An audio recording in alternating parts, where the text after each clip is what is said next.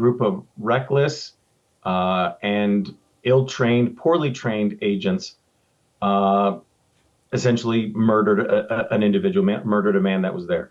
You could see clearly from the video, Mr. Pretti was not impeding traffic. He was not impeding the agents.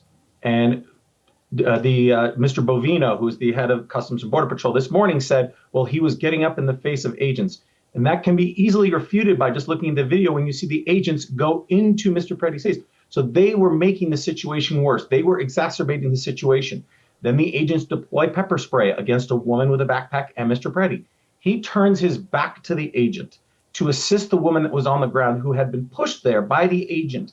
Then the agent grabs the back of Mr. Pretti's shirt, again, exacerbating the situation. He was not a threat. He was not a threat to the agent. He was not a threat to any other. He was turning to help the woman. They pulled him back, at which point the other agents arrived and they began to wrestle with him.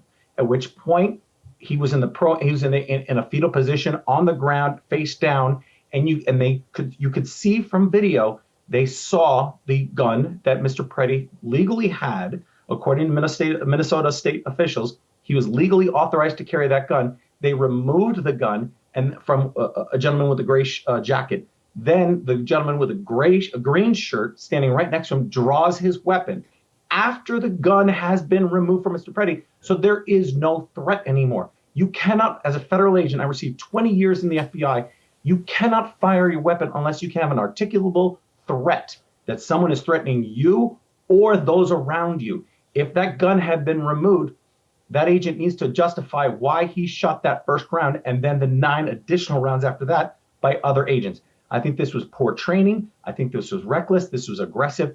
And for me, I put this on the administration, that their poor trained officers are out there. They're aggressively approaching individuals. And I believe that this was it was a dangerous situation, which I predicted would happen. And unless something is changed, it's going to happen again.